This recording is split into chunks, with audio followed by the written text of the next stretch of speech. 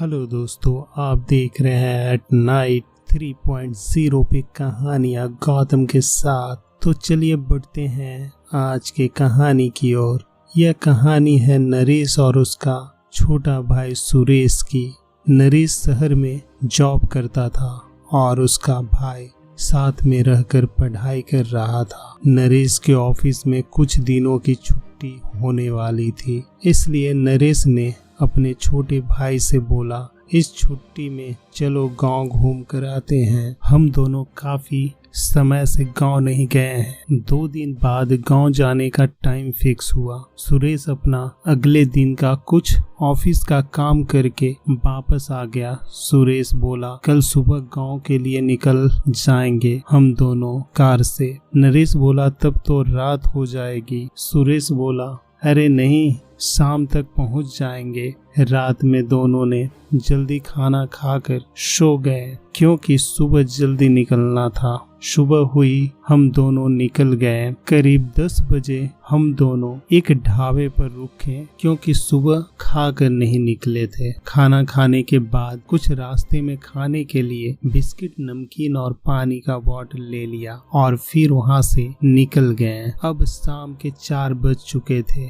अभी भी अपने गांव से काफी दूर थे। नरेश ने बोला, लगता है रात हो जाएगी। थोड़ा रुककर बिस्किट खाया और पानी पीकर हम दोनों वहां से निकल गए। अब करीब शाम के 5 बज चुके थे। घर जल्दी पहुंचे, इस वजह से नरेश ने जंगल के रास्ते जाने का निर्णय लिया, मगर सुरेश उस रास्ते से जाने के लिए तैयार नहीं हुआ। नरेश उसको समझाने लगा कि इस रास्ते से जाएंगे तो आधे घंटे में घर पहुंच जाएंगे। सुरेश ने बोला, लेकिन इस जंगल के बारे में गांव वाले बोलते हैं इनमें रात में भूत वास करता है और हमने भी बड़े बुड्ढों से सुना है भूत प्रेत की कहानियां, इसलिए जंगल के रास्ते नहीं चले। नरेश बोला, क्यों तू बेकार की बात कर रहा है? तेरा बड़ा भाई है ना तेरे साथ, और ये भूत प्रेत कुछ नहीं होता है। ये सिर्फ मन का गढ़ित कहानियां होती है और फिर हम घर भी जल्दी पहुंचेंगे। किसी तरह समझा बुझा के नरेश ने उसे मना लिया और कार पक्की सड़क छोड़कर जंगल के रास्ते में मोड़ ली। सुरेश ने अपने घड़ी में टाइम देखा तो 6 बज चुके थे। काफी अंधेरा था। रास्ते में तकरीबन 10 मिनट गाड़ी चलाते रहने के बाद उन्हें एक झोपड़ी दिखाई दी, जिसके आंगन में एक बुढ़िया झाड़ू लगा रही। नरेश हंसते हुए बोला, देख छोटे, जंगल में कोई रहता भी है। तू तो बोल रहा था गांव वाले बोलते हैं इस जंगल में भूत रहता है। जब इस जंगल में भूत रहते तो कोई क्यों झोपड़ी बनाकर जंगल में रहता? उसी समय सुरेश बोला, भाई पक्का इंसान ही है ना, या फिर कोई भूत? नरेश बोला, तू बहुत डरता है, तू कहीं ले जाने लायक नहीं है, तू सो जा। इतना बोल के नरेश उस पे हंसने लगा। आगे चलकर थोड़ी देर बाद उन्हें फिर से वही झोपड़ी दिखाई दी और वही बुढ़िया आंगन में बैठी थी। सुरेश बोला, बड़े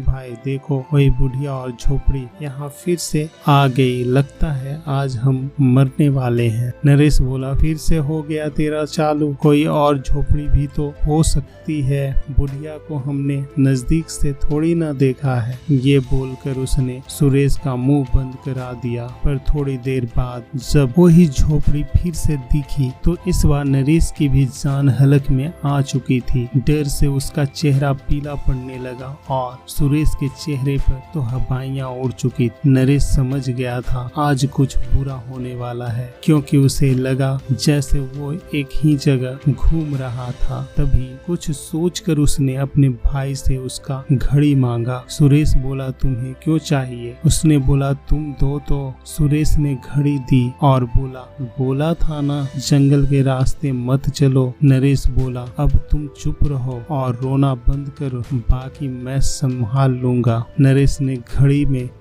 टाइम देखा, शाम के 7 बज चुके थे। उसने वह घड़ी मैं लाइट ऑन करके कार से उस झोपड़ी के नजदीक रास्ते में एक जगह फेंक दी और गाड़ी के सभी शीशे लॉक कर दिया। इसके बाद गाड़ी तेजी से भगाई। थोड़ी देर बाद उन्हें वह झोपड़ी वापस दिखाई पड़ी। इस बार बुढ़िया वहाँ नहीं थी। सुरेश रोते रोते बोला, भाई आज हम पक्का मरने वाले हैं। नरेश कुछ नहीं बोला। नजदीक पहुंचकर उसी जगह उसने गाड़ी रोकी तो उसे सुरेश की घड़ी वहीं पड़ी मिली। उसमें समय हुआ था 7:15। नरेश समझ गया था कि वह किसी छलावे के फंदे में फंस गया है। उसने सुरेश को घड़ी दी और बोला, अच्छे से सीट बेल्ट लगा और बैठ जाओ। नरेश को सब कुछ समझ में आ गया था, लेकिन उसने हिम्मत नहीं हारी थी। वह तेजी से गाड़ी भगाने लगा और उसने रास्ते को ध्यान से देखते हुए अब जंगल से भी आवाज आनी शुरू हो गई थी। बहुत दिनों से भूखी हूँ, आज पेट भरूंगी। वह बुढ़िया